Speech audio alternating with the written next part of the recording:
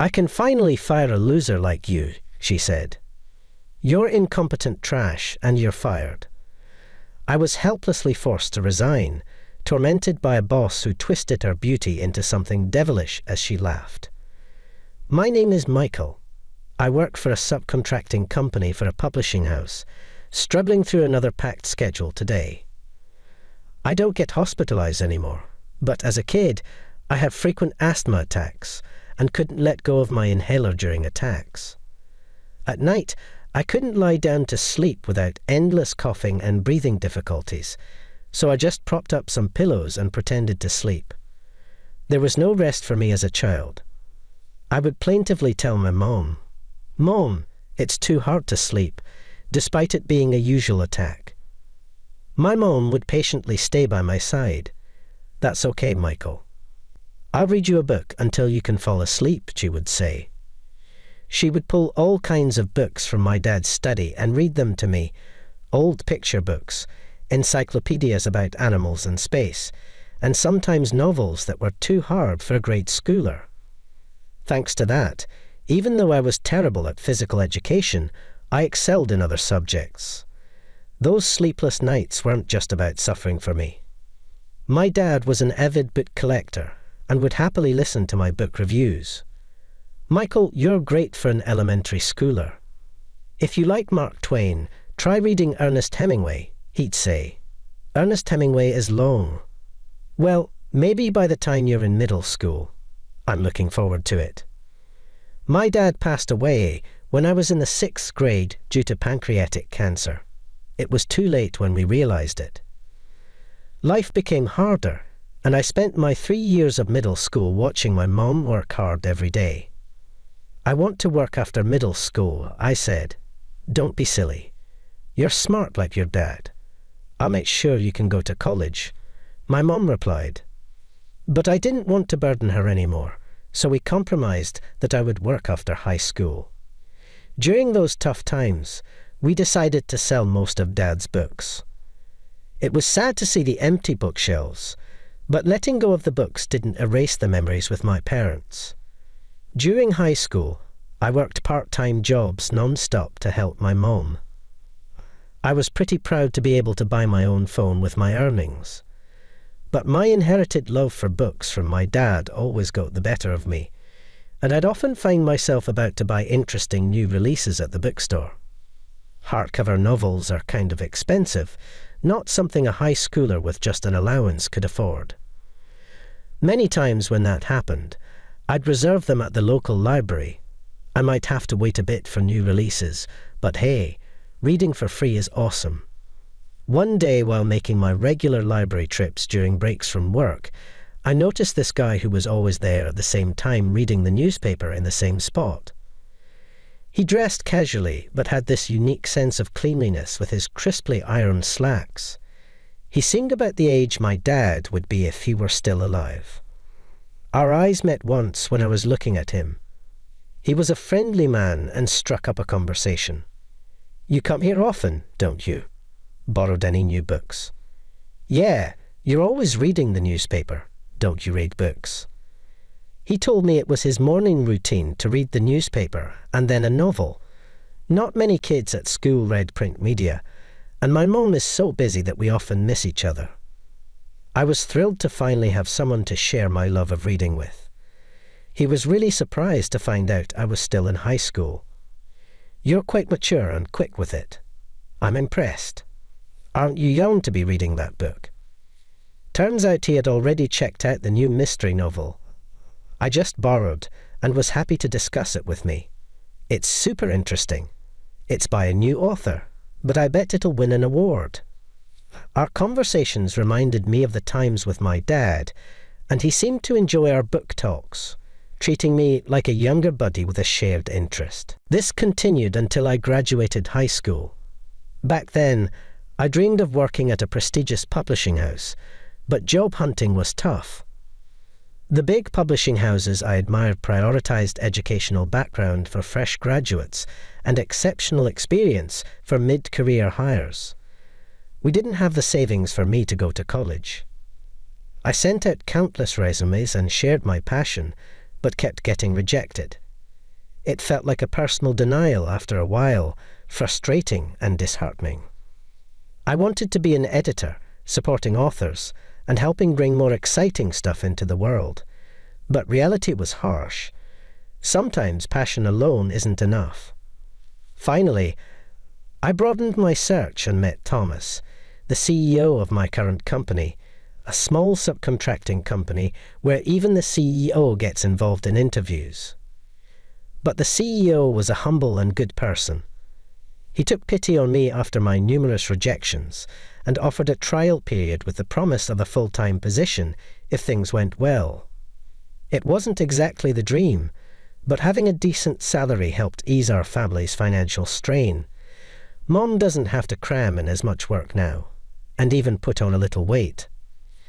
Thomas occasionally brings snacks to interact with the employees. "Michael, how are you settling in? Our print shop is small and busy, right?" "No way, I love it. I've always wanted to work with books," I replied. A colleague repeatedly said, "Michael is really doing a great job. His work is meticulous, and it's nice to have a good kid like him around." Thomas seemed pleased with the way things were going at the workplace. It was a physically and mentally demanding job, but all my colleagues were nice people, and I thought I was lucky to have such a good workplace. But back then, I had no idea what was coming. 4 years after I joined the company, Thomas brought someone he wanted everyone to meet, his own daughter, Rachel. She was a beautiful lady dressed in a navy blouse and a laced pencil skirt, looking every bit the capable office worker. She had just graduated from college. I might sound like a doting father, but she's my daughter. I'm sure she'll do great here too, but don't hold back just because she's the boss's daughter. "Everyone, please be nice to her," Thomas said. Rachel bowed gracefully. "I look forward to learning from all of you." Rachel was quick to pick up the work and delivered much faster than required by her clients, boosting her performance rapidly. My colleagues jokes, "She's really good at her job. At this rate, she'll surpass us soon." And true enough, she became a manager in no time. After Rachel became a manager, Thomas seemed completely reassured and stopped coming to the workplace. That's when Rachel started showing her true colours. Sometimes she'd scold her subordinates, saying, "Why are the deadlines always late? Don't tell me you're slacking off under the guise of external meetings." Other times she'd harshly criticise, "Who made this estimate? I'll redo it. If you can't handle it, don't add unnecessary work." The workplace atmosphere grew progressively worse. One by one, my colleagues who had fought alongside me for 4 years left, and before I knew it, I was the only one who knew Rachel from her early days. The team had completely changed. They were all kind-hearted and diligent people, capable of better treatment elsewhere. I went to work each day trying my best not to show the gloominess I felt inside. Once Rachel pointed out to me, saying, "You look so gloomy. You're bringing down the mood." Since then, I've been desperately trying to stay on her good side to avoid becoming a target of her bullying. Clients started to worry, asking, "Michael, are you okay? You seem to have lost a lot of weight," and giving me puzzled looks when the number of accounts I managed suddenly decreased. The workload, which was already heavy, started to weigh down on both me and Rachel. Even as people left, the work didn't decrease. Driven to keep Rachel out of my mind, I started working with intense determination, and finally, I reached the top in sales performance. As I was dragging my exhausted body home one day, Rachel called me in. "Michael, can I have a word with you?" What could it be? Had I made a mistake at work? I had been so careful not to upset Rachel recently. I can't think of any reason for being called in.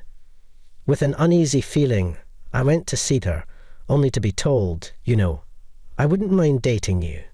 Incredibly, I'm being confessed to by Rachel. I can't make sense of it. I mean, I'm willing to date you. You're always looking at me, and you talk to me more than any other employees. I thought maybe it's time I reciprocated her attention because she was difficult to deal with, and my talking to her was to keep the peace, not because I liked her. Was she not aware of how much her juniors feared her? If you date me, even someone with a low educational background like you could climb up the career ladder. Aren't you lucky? I heard about your struggles in a single-parent household and how you barely got into this company, thanks to my father's kindness. On the other hand, I became a manager soon after joining an elite. Honestly, someone like me is too good for you, Rachel said. I couldn't believe she was saying this to someone she was considering dating. I thought she might be playing hard to get, but I can't find her even remotely cute. I firmly declined. Rachel, when did I ever say I liked you? Well, that's the impression you gave with your behaviour. I just want to get along with everyone at work as colleagues. I've never seen you as a romantic interest. Sorry if I gave you the wrong idea, I said. Rachel was frozen, clearly not expecting to be turned down. It's awkward to reject someone you don't like. Anyway, see you at work tomorrow. I added, hardly leaving the office, eager to escape the awkward situation. From the next day, Rachel's excessive harassment began. Once, when I returned from an outside meeting, I found my desk completely soaked in water, and the fabric of my chair was stained. It was hot outside, wasn't it? I made it cooler for you, she said. Really? What is she, a high school girl? On another day, the estimate I had finally completed was missing from my computer, and the sample of the magazine we were supposed to deliver was found in the shredder. I suspected Rachel's doing, but there was no proof. I worked all night to finish everything and managed to deliver just in time. So you finally delivered. Incompetent people really have it tough. Be sure to thank the lenient client. She taunted me insincerely. Moreover, she kept piling on overtime work, saying, "Since you can't do your job like others can, you work a bit more. You're stealing a salary, aren't you?" Ever since the day of her confession, it was clear that I was her target for harassment. Perhaps thanks to that, her treatment of other employees, like saying, "Good job, I'll take it from here," seemed to improve somewhat. Thinking that my sacrifice was protecting my juniors, just as my colleagues who had left asked me to, made it more bearable. However, the office girl, scared by her previous behaviour, flinched even at normal words of encouragement. One of them bowed apologetically to me and left the room.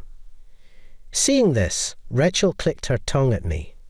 Whether underperforming or overperforming, I was always subjected to her sarcasm, and the overall sales performance was declining. Even if Rachel and I were doing well, it wouldn't sustain a company. I wondered if it was time to report her behaviour to the CEO. Then one day an even bigger problem arose. Our printing company had two major clients. One was a major women's magazine, Apple Sapling Publishing. The other was a prestigious William Bucker, known for its serious publications. I got a furious call from Apple Sapling saying the magazine we were supposed to receive still hasn't arrived. Put Michael on the phone. Somehow, I was listed as the responsible person. I had no recollection of taking on such a task, but after their insistence, I had to apologize.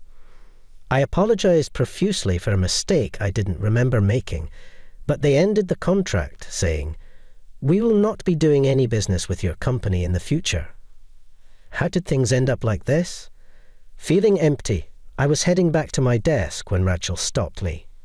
Rachel twisted her beauty into a sinister smile. "You've really done something terrible, haven't you? Ruining such a big contract.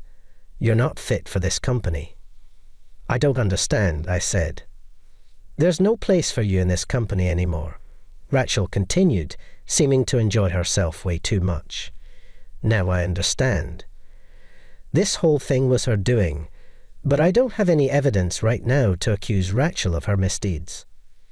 She went to such lengths, causing trouble for another company just to corner me. I can finally fire a loser like you. Incompetent trash like you are fired," she said. "I'm sorry, Thomas. I'm just too tired, fed up with everything. I decided to resign. After submitting my resignation, I spent my days lazing around at home. For the first time in a while, my mom, noticing my weight loss, kept trying to feed me more. I had to be careful not to gain too much weight. It seems she used the money I sent to restore my father's book collection, and the book shelves were lively again. Reading while drinking in my dad's chair during the day felt like a luxury. The Ernest Hemingway books, which seemed long when I was in elementary school, now had a deeper flavour. One day I got a call from an unknown number. I ignored it, thinking it was a scam, but it kept calling day after day. So I finally answered. It was Rachel. "You finally picked up," Rachel said, sounding exhausted even over the phone. She explained why she called. Apparently, the chairman of the last major contract we had threatened to cut ties if I left. If we lost that contract, the company would go bankrupt. So she wanted me to come back. "Who are you, Michael? I had no idea you had such connections with major clients. I didn't understand it myself." I was reluctant to go back to the company I had quit, but I hadn't properly said goodbye to Thomas and my juniors. So I reluctantly went with some gifts. After greeting my juniors, I headed to the reception room. There I found Thomas, Rachel, and, to my surprise, that old man from my high school days. "Michael, this is Chairman William," Thomas said. "The chairman of William BTO, who we always rely on. You seem to know each other." William, now revealed as a chairman, was as cheerful as ever. "It's been a while, hasn't it, Michael?" "I think it's been 5 years since we last met face to face." "You seem well too," I said. "I had no idea you were the chairman of William BTO." "Well, I never mentioned it," William replied. "I just wanted to be friends with you as a fellow book lover. As you get older and more important, it's hard to make new friends." Rachel looked astonished at my familiar interaction with the chairman. "Why would someone like you know William?" she seemed to want to say. "Thomas." I joined the conversation. "Michael, as you might have heard from Rachel, William values you highly. He even said he would terminate the contract if you aren't the point of contact. Would you consider coming back to our company? We really need you." Thomas lowered his head. William also inquired why I suddenly left. Does Thomas not know about Rachel's misdeeds? I wondered. "I'm flattered by your offer," I replied, "but did anyone tell you I resigned?" "I heard from Rachel it was for personal reasons." "Your mother is unwell, right? I understand it's a difficult time, but what do you think?" "It's all fabricated," I continued. Any small sense of obligation I had left was gone. The reason I resigned was because I couldn't tolerate Rachel's misdeeds. "Rachel," I spoke my thoughts to her, "I still can forgive you, but I know when you were a newcomer, you worked harder than anyone and became a manager. You're an incredible person. That's why I'm sorry I couldn't admonish you as a subordinate. It's too late now, but I really wanted to be closer to you." Rachel, unable to speak, sobbed and, after calming down, admitted all her wrongdoings and sincerely apologized. "I'm truly sorry for everything I've done. Honestly, I wanted to be loved by you too." A month after this conversation, I'm being rigorously trained in editing by William himself. I'm back to busy days, but as William said, it's much more enjoyable than before. Chairman William, knowing me from the past, used a quote from some book. "Not all those who lack money are talented, but it's true that many talented people don't have money." I find it enjoyable to find and support such people.